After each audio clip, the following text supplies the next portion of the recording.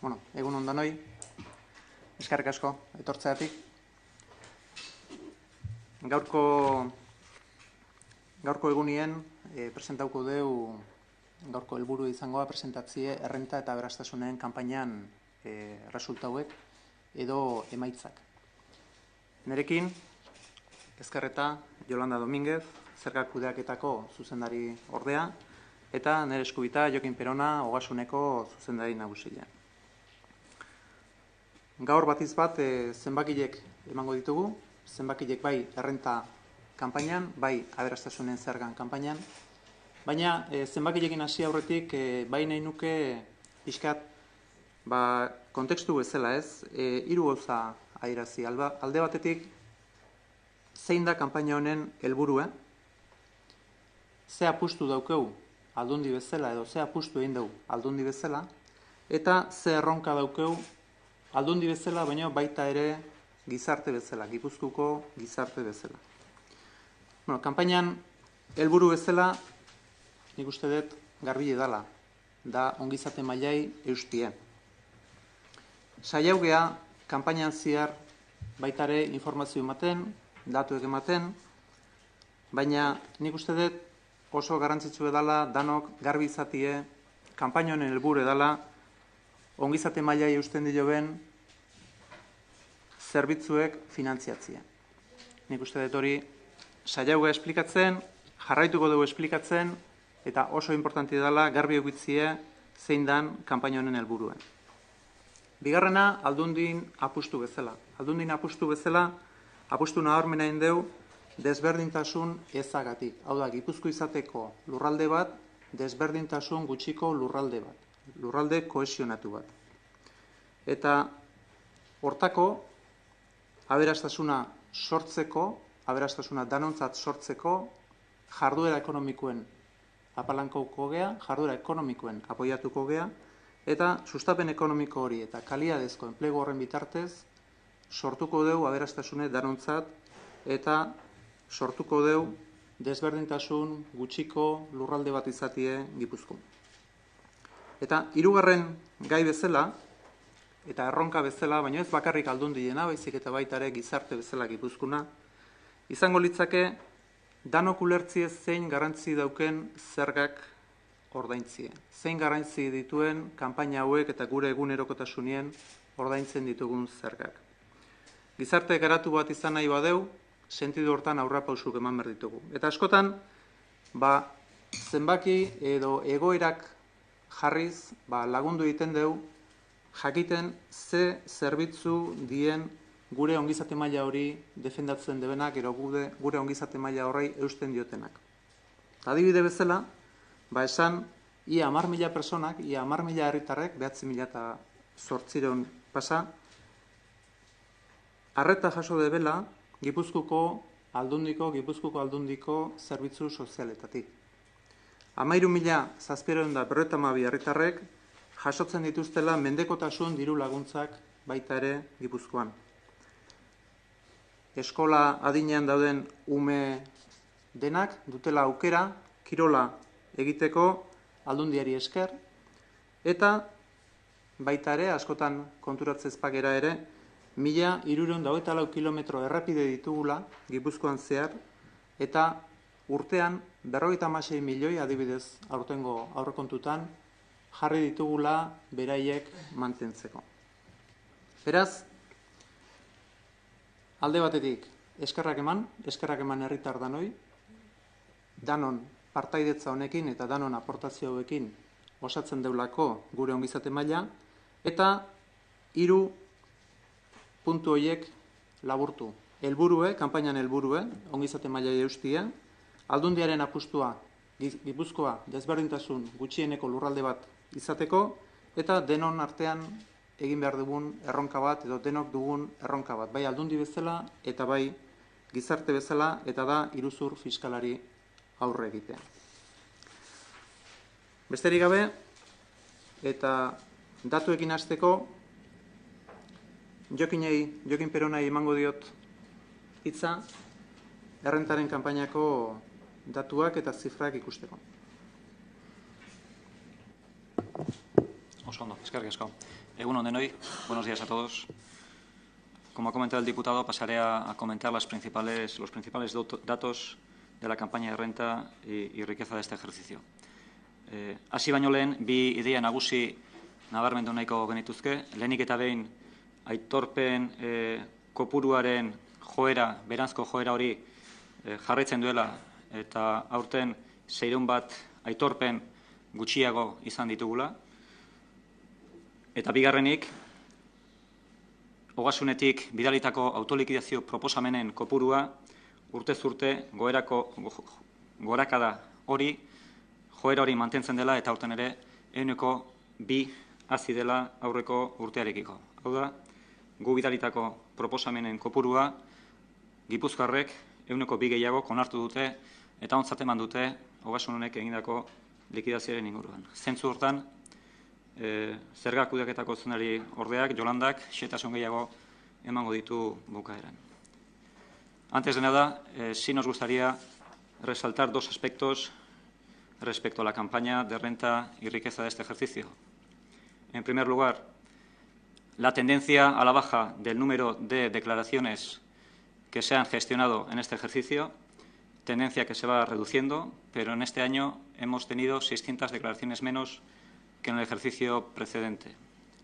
Segundo aspecto importante en el que se están centrando los esfuerzos de una manera significativa de esta institución, el número de liquidaciones o propuestas de liquidación que se remiten a los contribuyentes con el fin de regularizar su situación, es decir, facilitar que puedan cumplir con sus obligaciones fiscales de una manera natural. En este ejercicio se ha conseguido aumentar un 2% respecto al ejercicio precedente.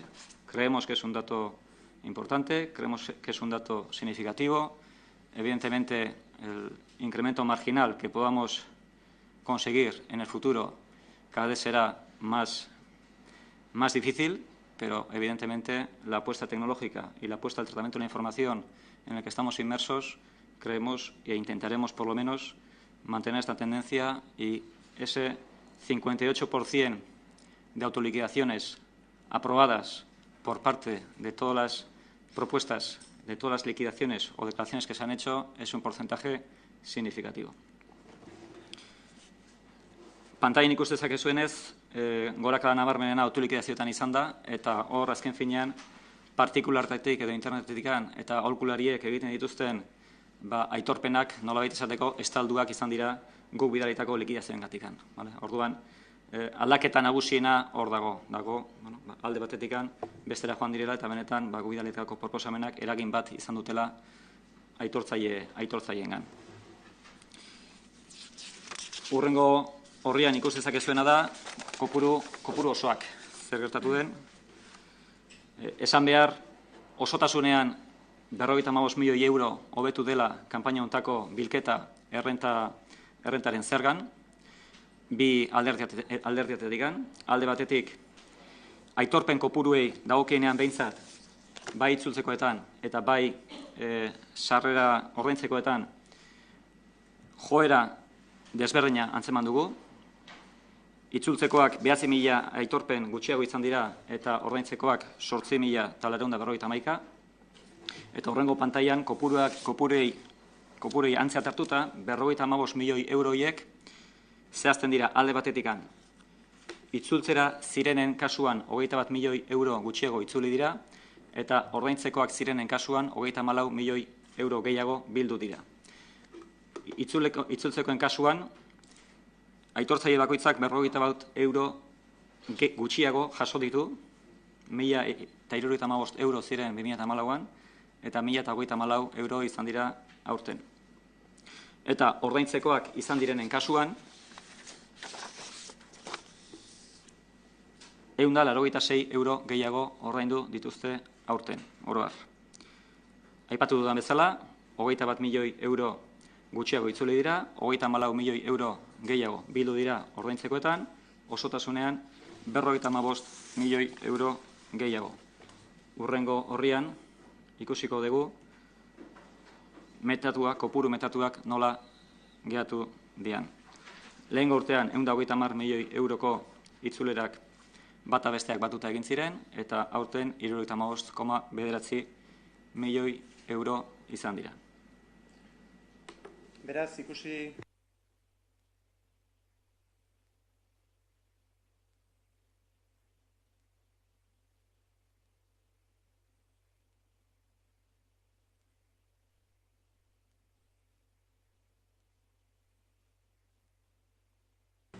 Markatu. Beraz, errentaren saldoa, errentako kanpainaren saldoan ikusi dezakezuenez, 278 milioi izan dira itzuli ditugunak, eta 203 milioi jaso ditugunak. Hau da, 76 milioiko saldo negatiboa izan da. Emaitza hau, aurreko urtearekin alderatuta, 55 milioi euro hobea izan da kanpaina honetan. Eta honen, emaitza honen zergatia edo analisia, nolabait, nik hiru gauza azpimarratu nahiko nituzke. Alde batetik, soldatak eta enplegua. Aurreko urtean 2,1 hasi zen bai enplegua eta 2,1 hasi zen baita ere soldatetan igoera 2,1koa izan zen. Aurten 3an gabiltz, maiatzeko datuetara, datu maitatuek beti. Beraz, badirudi egoera ekonomikoak pixkanaka hobera egin duela. Dena den, ez dago esan beharrik, zuhurrak izan behar degula, eta suspertze zantzuak badaude ere, hemen hilez-hil ikusi beharreko gauza da, eta egonkortu nahiko genduken egoera bat bada ere, oraindik pixkanaka joan beharra daukagu. Bai hemen eta bai estatu mailan eta bai kanpo mailan, egunez egun izaten ditugu berriak, egunez egun izaten ditugu aldaketak, beraz, hilez-hil jarraitu beharreko egoera dugu dudarik gabe. Decía que en la campaña de la renta el saldo ha sido por una parte de 278 millones a devolver y 203 a ingresar, es decir, un saldo negativo de 76 millones. Esta cifra es 55 millones mejor que la campaña del año pasado. Como causas o como análisis de la mejoría, de esa mejoría de 55 millones, principalmente la encontramos en lo que son el empleo y los salarios. El año 2015 cerramos tanto en empleo como en salarios con un incremento de 2,1% en ambos casos. Y bueno, pues eso nos da cierta esperanza o cierta visión de una ligera mejoría en la economía. No obstante, no hace falta señalar la necesidad de la prudencia en este aspecto, la necesidad de hacer un seguimiento mensual en la medida en que prácticamente todos los meses, todas las semanas estamos viviendo eventos, hechos que sin duda son causa de incertidumbre, especialmente a nivel internacional.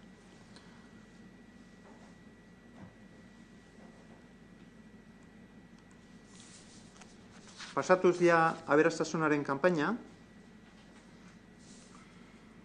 Jokinei pasako diot, baita ere hitza aberastasunaren kanpainako zifrak ikusteko. Aberastasun zergaren inguruko kopuruak hemen ikusi ditzakezue. Aitorpen zenbatekoa 8.055 aitorpenetatik 7.092 jetxi da. Hau da, 621 aitortzaile gutxiago ditugu lurralde honetan. Bataz beste horrein duten kopurua igo eginda, 1.300 euro aitortzaile bakoitzeko, gutxi gora bera, eta honek kopuru metatua ematen du azken finean 59 milioi eurotik 64,2 milioi eurora igotzea zerga honetan biltu diren kopuruak. En ese sentido, comentar que respecto al impuesto de la riqueza, el número de contribuyentes ha disminuido alrededor de 620, de 8.055 el ejercicio precedente a los 7.432 de este ejercicio. Respecto al importe medio aportado por cada contribuyente, ha aumentado de los 7.322 a 8.650, 1.300 euros por cada contribuyente, lo que, como consecuencia de lo anterior, deriva en un resultado total de 64,2 millones de euros, es decir, un aumento de 5,3 millones de euros respecto al ejercicio 2014. Estas son las principales cifras en lo que concierne al impuesto de la riqueza. Bueno, hemen aberastasunen inguruen esan aurreko urtien erreforma bat egin genuen, zatikako erreforma bat, hau da, batez ere egin genduena izan zen promozio ekonomikoaren kontra zijoan neurri bat, gure ustez neurri bat, aldatu. Lehen esan dugun bezala, apustu bat daukau, eta apustu hori da herrialde hau desberdintasun gutxieneko herrialde bat izatea. Eta horretarako, promozio ekonomikoan egingo dugu lana, batez ere aberastasuna sortzeko, eta hor, erreforma horretan, nolabait, mahai gainean jartzen genduena zen, helburu bertara iristeko bide ezberdinetatik joatea bazegoela. Eta gure ustez, guk aukeratutako bide horrek, kalte gutxiago egiten ziola promozio ekonomikoari, eta beraz, erraztu egingo zuela, desberdintasun gutxieneko helburu horretara iristea. Bueno, nik uste dut, zifrak hauek dira, nik uste dut emaitza nabarmena da, eta gure asmoa da bide honetatik jarraitzea. Hau da, apustua garbi dugu, bidea garbi dugu, eta esan genduen bezala, bide ezberdinetatik helburu bertara jotzea badago.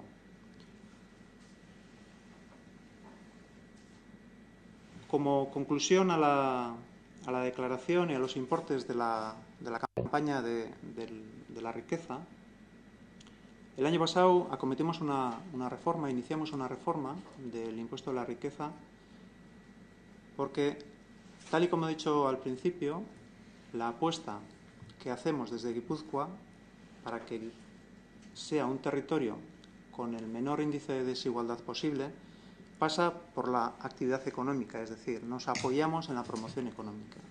Y en nuestra opinión había algunos aspectos en el diseño del impuesto de la riqueza que iban en contra de ese objetivo. Por tanto, acometimos la reforma con el objetivo de que no tuviera influencia negativa en la recaudación y poniendo encima de la mesa el hecho de que se puede llegar por distintos caminos al mismo objetivo. Yo creo que hoy las cifras que presentamos ponen de manifiesto que existen otros caminos, que existen otras formas de hacer y, sin duda, nuestra vocación y nuestra visión hacia ese territorio más cohesionado pasa por encontrar los caminos que posibiliten llegar a ese objetivo sin ir en contra de otros objetivos del territorio. Eta azkenik, baina nire ustez garrantzi handienarekin, zerbitzu karta eskaini edo erakutsi nahi genizueke. Kasu honetan, Jolandak eskainiko dizkigu zifrak, eta benetan zifra dotoreak dira. Bueno, eskerrik asko. Urtero bezala, kanpaina honetarako kalitatezko zenbait konpromiso hartu genituen. Gipuzkoako ogasunaren helburuen artean dago zergadunei errestasunak ematea bere beharrak bete ditzan, eta emaitzak ikusita uste dugu helburu hori lortzen ari gehala. Beste konpromisoen artean ondorengo emaitzak azpimarratuko genituzke. Lehenbizikoa, ogasunak zuzendariak komentatu duen bezala, ogasunak bidalitako proposamenen ehuneko 86,9 onartuak izan dira. Hau dela eta ogasunak bidalitako proposamenak eta ogasuneko teknikariek bulegotan egineko aitorpenen mekanizatuek dagoeneko aurkezpen guztien ehuneko 77,32 iritsi dira. Bestaldetik, aitorpen telematikoen itzultzeko batez besteko denbora 10 egun baino gutxiagokoa izan da, orokorrean, eta proposamenen eta mekanizatuen kasuan epe hau egun bat baino pixka bat gehiagokoa izan da, ez? Hor dakazute bataz bestekoa. Beste aldetikan baita ere, kanpaina osoan telefonoz egindako 21.982 kontsultengatik 28 dei bakarrik gelditu dira erantzun gabe, eta aurkeztutako idatzizko kontsultak 9 egunetan erantzun dira. Horregatik, bai bulego mekanizatuetan, bai telefonetan eta bai errotaburun lanean izan diren langileen lana nabarmendu behar dugu. Como estaba diciendo, en esta campaña, pues como todos los años, adquirimos unos compromisos de calidad. Uno de los objetivos de la Hacienda Foral de Guipúzcoa es facilitar el cumplimiento de sus deberes por parte de los contribuyentes y, vistos los resultados, entendemos que lo estamos consiguiendo. Entre otros compromisos, pues nos gustaría resaltar los siguientes. Como han comentado el director, las propuestas aceptadas van en franca subida, pero despacito. Y en este año el 86,9% de las propuestas enviadas confeccionadas por Hacienda se han aceptado, por lo que el total de todas las declaraciones presentadas, el 77,32% son estas propuestas enviadas y aceptadas, junto con las declaraciones confeccionadas por nuestros técnicos en las oficinas de renta mecanizada. En cuanto a las declaraciones telemáticas a devolver, en general el plazo medio de devolución no ha superado los 10 días. Y en el caso de mecanizadas y propuestas, el periodo medio de pago de las devoluciones de declaraciones es poco más de un día. Respecto a las llamadas telefónicas, de 21.992 consultas se han dejado de contestar 28 llamadas y las consultas presentadas y contestadas por escrito se han resuelto en un plazo de 9 días. Por ello, hay que resaltar el trabajo realizado por el personal tanto en las oficinas de mecanizada como en el teléfono como en Errotaburu. Eskerrik asko, eta hasieran eskertzen ginen gure zergadunak, gure bezeruek, eta baita ere eskertu nahi nuke Ogasuneko taldia. Ze nik uste dut lan oso ona egiten debela, hemen dauzkeu zerbitzu kartan emaitzek eta datu ikusgarriek die dudai gabe. Beraz, eta bukatzeko y cerrando un poco con las 3 ideas o el contexto que decía al principio. Es decir, por una parte el objetivo de la campaña. El objetivo de la campaña es sin duda sostener nuestro nivel de bienestar social. Hemos tratado de reflejarlo, hemos tratado de explicarlo, sin duda seguiremos explicándolo, pero es fundamental que todos entendamos que lo que aportamos entre todos nos ayuda a sostener el nivel de bienestar de todos nosotros. Por otra parte, la apuesta de la Diputación. La apuesta de la Diputación por un territorio con menor desigualdad. Unas cifras que iniciamos con unos datos muy buenos, porque de hecho estamos entre los primeros de clase a nivel europeo, pero sin duda tenemos un movimiento, yo diría, mundial, de la que no escapamos, en el que se está incrementando la desigualdad y, por tanto, nuestras políticas y nuestros proyectos deben ir para tratar de aguantar, mantener y defender el nivel de desigualdad y mejorarlo. Y el tercero decía el reto no solo de la Diputación, sino yo creo que también de toda la sociedad si queremos ser una sociedad desarrollada, y es la lucha contra el fraude. Debemos entender la importancia que tienen los impuestos, el hecho de pagar nuestros impuestos.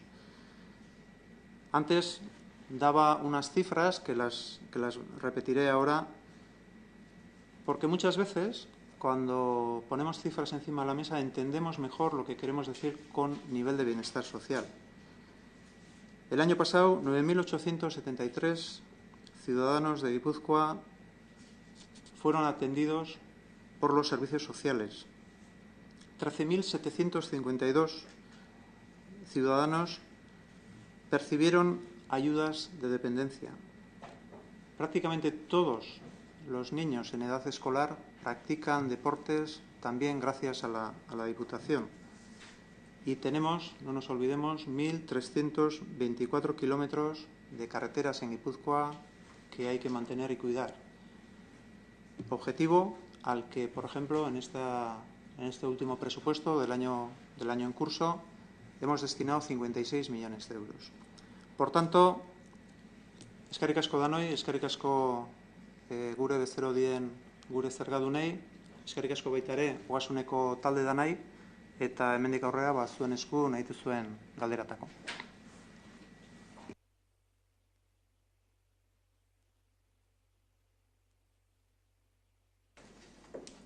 Nik aldera bat neukan, 600 bat pertsona gutxiago, kotizante gutxiago bai bietan, bi zergetan, zeri dagokio, zuen uste zergatik da hori?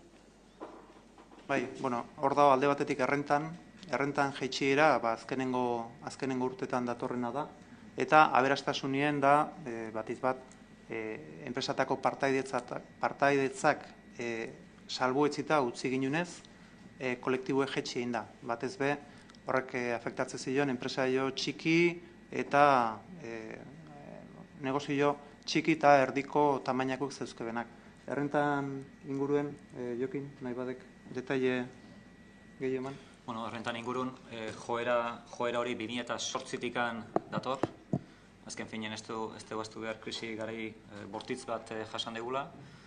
Hor bai 2011an izan zuen gorakada txiki bat, aitortzaile kopurutan, baina joera 2008-tikan honea dator. Bai izan dezakegu urtez urte aitortzaile kopuru termino absolututan gutxiago jaisten nahi dela. Eta hori alderatzen baldin dugu pixka bat langile kopuruen sorkuntzan, baita ere, ikus daiteke antzekotasun bat badagoela. Orduan, hor 2014an izan genuen hazkunde bat langile kopuruan, 2015an bai, eta tendentzia horrek jarretzen baldin badu enpleguak eta soldatak, gian joera hori alda daiteke epe motzertainean. Bai, Jokinek ondo esaten zuen bezala, jaitsiera handinak, hasi ziren batez be 2012, 2013, 3,2 jaitsi zan, 2013en 1,7, hortik 2014en pixkat estabilizau zan, 0,3 jaitsi zan, eta aurten 0,2 jaitsi da. Beraz, nik uste pixkanaka estabilizatzen jungo dela, baina egile da azkenengo ziklo hontan beherakada bat izan dela. Sí, quería preguntar si en este año las personas a las que ha habido que devolverles dinero en el impuesto de la renta han recibido de media algo menos de dinero. Si las que han tenido que pagar en su declaración de la renta han tenido que pagar algo más de dinero. Y si de la caja de la Hacienda, en lugar de tener que cogerse 130 millones de euros, solo se ha tenido que coger 75 para hacer todas esas devoluciones, si podríamos deducir de ahí que la presión fiscal a las rentas del trabajo en Guipúzcoa se ha disparado o no. Yo creo que al final la presión fiscal es un término bastante amplio. Yo creo que la presión fiscal en estos momentos, la presión fiscal en términos de diseño, yo creo que sigue siendo, seguimos una tendencia. De hecho, son cosas que tampoco se pueden cambiar de un año para otro de golpe. Antes hablábamos y citábamos una reforma en el impuesto de la riqueza, donde sí hemos cambiado la presión fiscal y sobre todo lo hemos hecho más progresivo hacia las personas con mayor riqueza, pero realmente yo creo que como diseño la presión fiscal sigue siendo la misma. Ahí ya, en términos de diseño, de qué esquemas de presión fiscal se pueden poner, ya podríamos estar largo y tendido, pero realmente en términos de, por ejemplo, impuestos de sociedad, estamos en la media europea, creo que rondamos el 6%, con lo cual, yo creo que estamos ahí en la media. Y sobre el impuesto de la riqueza, hay una reducción en cuanto a las personas que han tenido que pagar ese impuesto. Me ha parecido entenderle antes en una de las respuestas que ha sido por la modificación que se hizo. Me gustaría si me lo puede explicar, por favor. Sí, así es. Las modificaciones que hicimos el año pasado fueron la principal, la exención de las participaciones empresariales, siempre y cuando fueran participaciones productivas, por así decirlo, es decir, no financieras, que siguen estando. Y, por otra parte, otra modificación más técnica que hicimos fue la de la valoración de los inmuebles, cogiendo como único valor el valor catastral para simplificar, porque si recordamos antes se cogía, había 3 indicadores y se cogía, uno de ellos. Con lo cual, el principal impacto ha sido la exención de las participaciones, como decía, dirigida a los propietarios de pequeños y medianos negocios, por así decirlo. Son esas 600 personas. Sí.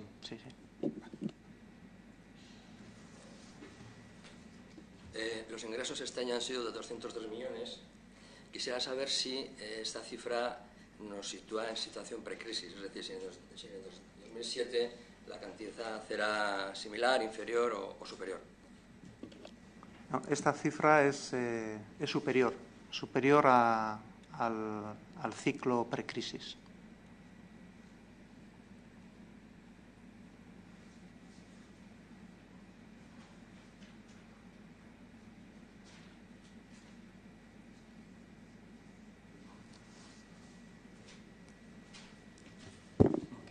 Quizás añadir que los datos que tenemos económicos, como lo ha comentado anteriormente, crecimiento del 3%, tanto de empleo como de sueldos. El año pasado ya teníamos un 2,1. No podemos hablar de cambio de tendencia, pero evidentemente hay cifras macro en Guipúzcoa que no son... Invitan a la esperanza, pero sin duda tenemos que seguir mes a mes en la medida en que todavía hay incertidumbres en el mercado que pueden alterar la tendencia de una forma bastante fácil.